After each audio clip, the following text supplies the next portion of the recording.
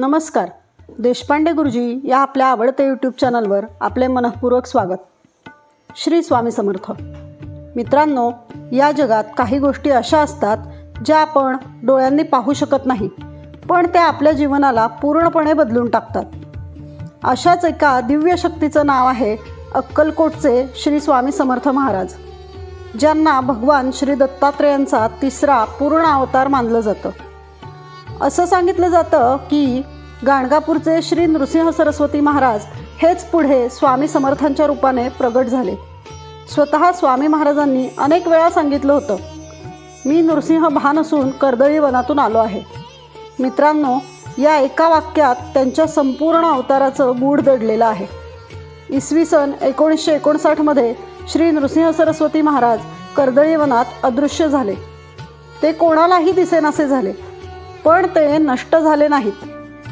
तेथेच त्या गहन अरण्यात जवळपास 300 वर्षे कठोर तपश्चर्या करत राहिले. कल्पना करा, 300 वर्षे पूर्ण एकांत, ना माणसं ना जग, फक्त साधना आणि परमात्म्याशी एकरूपता. आणि मग एक दिवस नियतीने ठरवलं की आता पुन्हा भक्तांसाठी अवतार प्रगट व्हायचा आहे.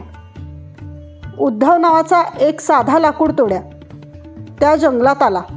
त्याच्या हातून चुकून कुऱ्हाड निसटली आणि ती एका वारुळावर जाऊन पडली. क्षणात त्या वारुळातून रक्त वाहू लागलं. उद्धव घाबरला. त्याच्या हातून मोठा अपराध झाला असं त्याला वाटलं. पण पुढच्याच क्षणी एक दिव्य प्रकाश पडला आणि त्या वारुळातून एक तेजस्वी अजानुबाहू अलौकिक मूर्ती प्रगट झाली. तेच होते श्री स्वामी समर्थ महाराज. मित्रांनो, ही केवळ कथा नाही, ही एक दिव्य अनुभूती आहे, ज्यांनी लाखो लोकांच्या आयुष्यात चमत्कार घडवले. स्वामी महाराज भक्तांसाठी आईसारखे होते. जेव्हा एखादा भक्त संकटात असे तेव्हा ते प्रेमाने म्हणत, भिवू नकोस, मी तुझ्या पाठीशी आहे. हीच वाक्य आजही लाखो लोकांना धैर्य देतात. यानंतर स्वामी महाराजांनी गंगा, काशी, प्रयाग अशा पवित्र स्थळांवर भ्रमण केलं आणि शेवटी इसवी सन 1856मध्ये ते महाराष्ट्रातील पवित्र भूमीत अक्कलकोट येथे आले. मंगळवेढ्याहून ते जेव्हा अक्कलकोटमध्ये प्रवेशले तेव्हा त्यांनी सर्वप्रथम खंडोबा मंदिरात मुक्काम केला.